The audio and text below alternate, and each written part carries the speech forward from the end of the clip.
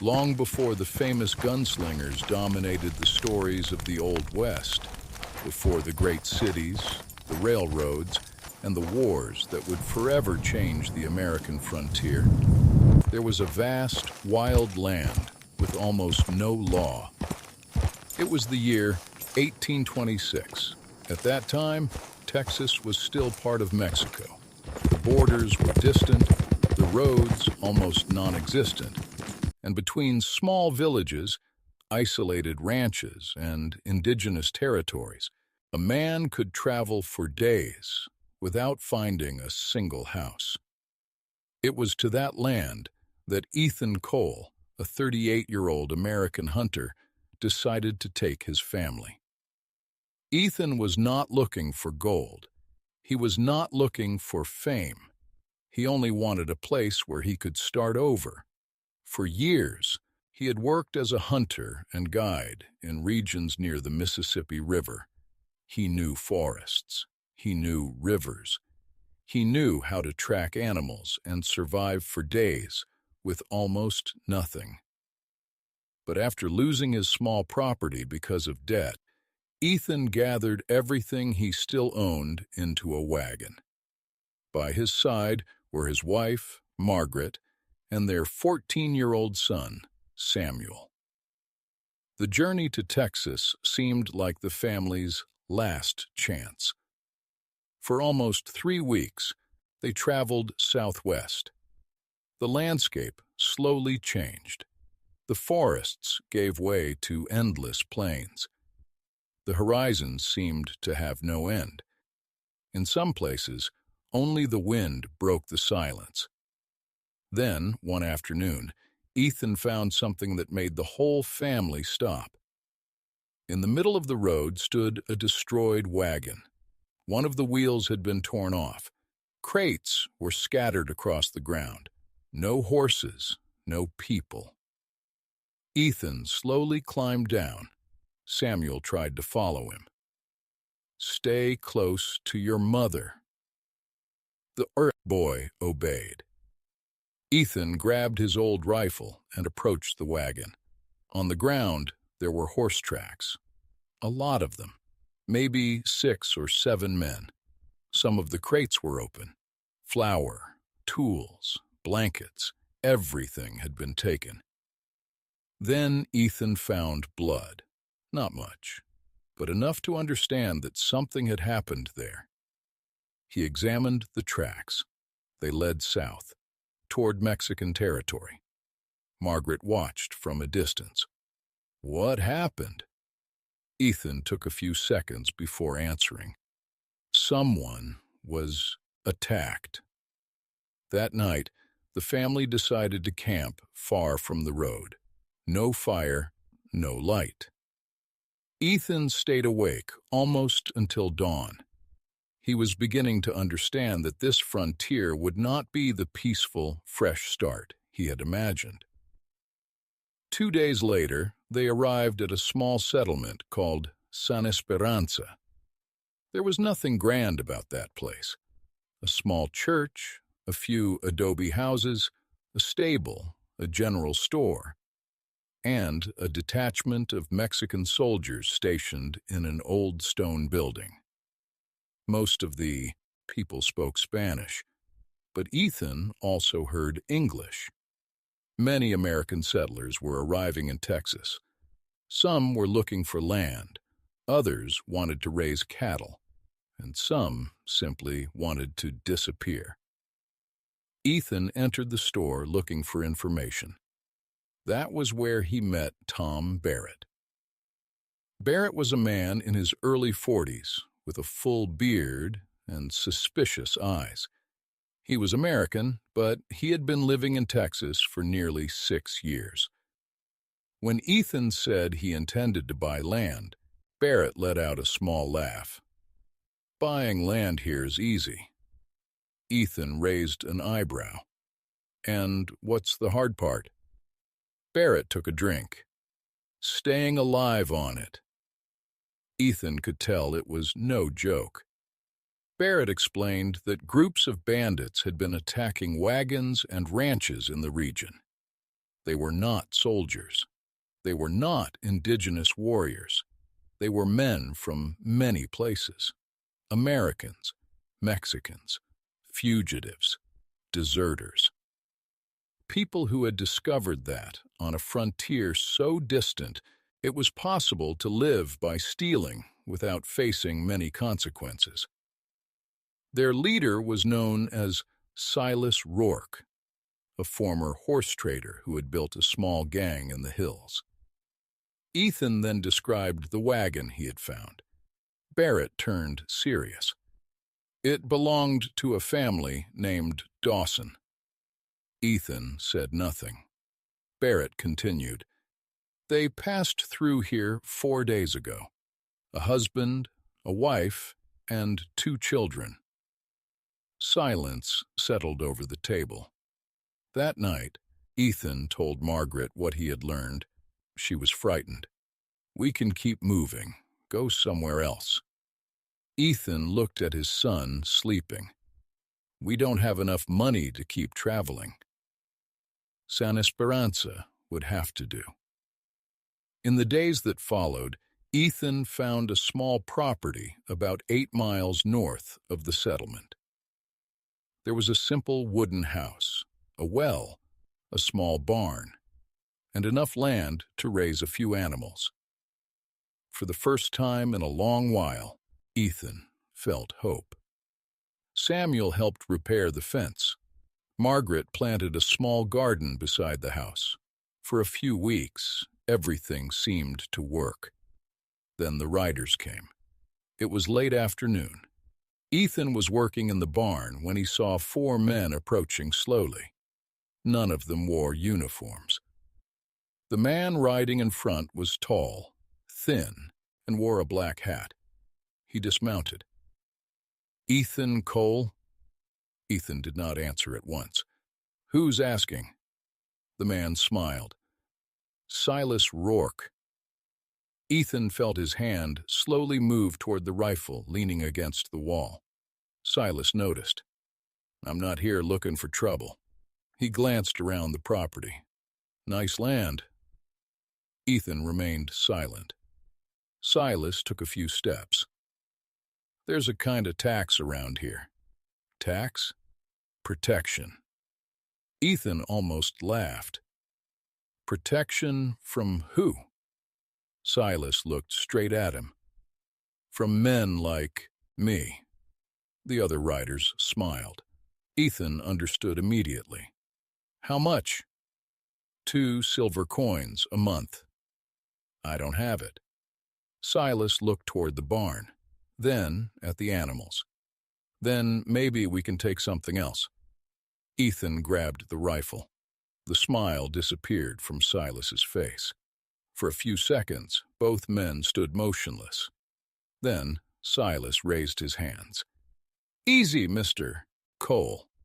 He walked back to his horse. Before mounting, he said, Everybody pays. Ethan answered, I don't. Silas smiled again. Not yet. The men rode away. Margaret had watched everything from the window. When Ethan entered the house, she was waiting. We need to leave. No. Ethan. If we run now, we'll be running for the rest of our lives. Margaret stepped closer. And if they come back? Ethan looked at the rifle. Then I'll be waiting. But Silas did not come back right away. Instead, he began attacking other properties. First, horses disappeared. Then, some cattle. Then, a rancher named Miguel Ortega was found injured near the road. Miguel was Mexican. He had a small farm with his wife and 3 children. Ethan helped carry him to San Esperanza. While the doctor treated his wounds, Miguel said that Silas had demanded money. When he refused, his men set part of the barn on fire. That was when Ethan realized something. Silas did not attack Americans or Mexicans. He attacked everyone. On the frontier, he saw no nationality. He only saw people who had something he could steal. Some of the residents began talking about organizing a patrol, but there was a problem. The Mexican commander of San Esperanza, Captain Rafael Mendoza, did not fully trust the American settlers, and many Americans did not trust the Mexican soldiers either. Tension grew. Ethan could feel it in every conversation. Some settlers complained about Mexican laws. Some Mexicans feared that more and more Americans were arriving, and that one day they would try to take the land. The frontier was changing, and no one knew what would happen in the years to come. But in that small region, there was a much more immediate enemy: Silas Rourke. One morning, Captain Mendoza gathered a few men. Ethan was among them. So were Tom Barrett and Miguel Ortega, still limping from his injuries. Mendoza spread a map across a table. Rourke is using an old trading post near the river. Barrett studied the map. How many men? Maybe 10, Ethan asked. And how many soldiers can you bring? Mendoza looked at him. 5. Everyone understood the problem. Silas would have the advantage. Then Miguel spoke. Not if we go together. Mendoza looked at the Mexican rancher, then at the Americans. That small group represented something unusual. Men from different sides of the frontier working together, not because they fully trusted one another, but because they had a common enemy. They left that night. The goal was to arrive before sunrise. They followed narrow trails through the hills. Ethan rode in front. He was the best tracker in the group. Shortly before dawn, they found the first signs: horse tracks, cold ashes from a fire, food scraps. Silas was close. Ethan raised his hand. Everyone stopped. Ahead stood an abandoned building near the river. 2 men were standing guard. Mendoza whispered, "We surround the place." But before they could get into position, a gunshot echoed. One of Silas's men had spotted movement among the trees. In seconds, everything turned to chaos. Bullets tore through the wooden walls. Horses bolted. Men shouted orders in English and Spanish. Ethan took cover behind a tree. Tom Barrett fired from the other side of the road. Mendoza advanced with his soldiers. Then Ethan saw Silas running toward the horses. He was trying to escape. Ethan gave chase. Silas managed to mount. Ethan did the same. Both horses thundered across the plain. The chase lasted several minutes. Silas headed toward the river. Ethan closed the distance. When they reached the water, Silas turned and fired. The bullet passed close to Ethan's head. He fired back. Missed. Silas crossed a shallow part of the river. Ethan's horse entered right behind him.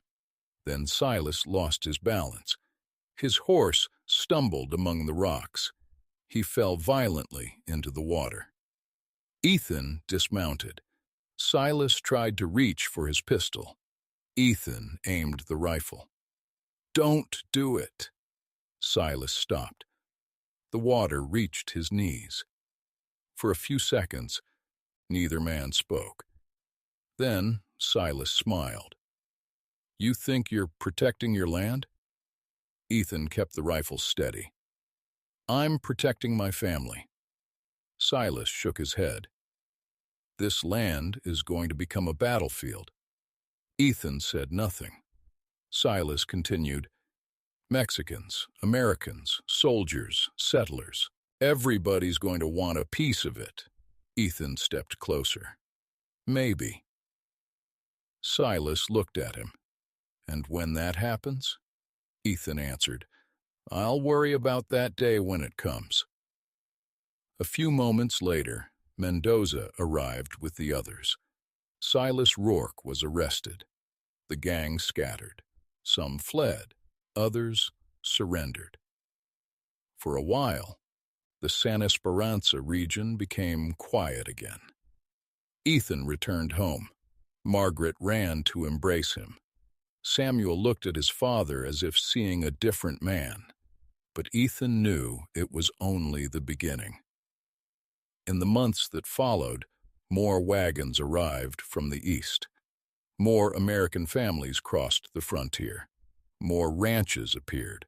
More towns began to grow. At the same time, Mexican soldiers received new orders. Authorities watched with concern as more and more foreigners settled in Texas. The conversations in the taverns began to change. Some spoke of freedom. Others spoke of rebellion. Some defended Mexico. Others began to imagine an independent Texas. Ethan Cole did not want to take part in any war. All he wanted was his small house, his family, his land.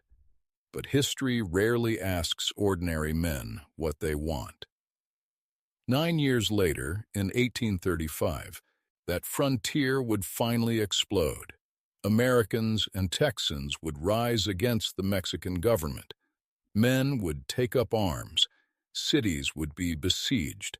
Armies would march across the desert, and a small fort called the Alamo would become known forever. But in 1826, all of that still lay in the future.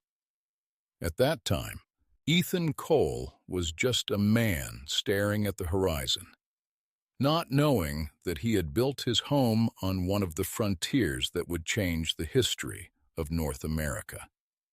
And that was only the first page. Because the true conflict of Texas had not yet begun. To be continued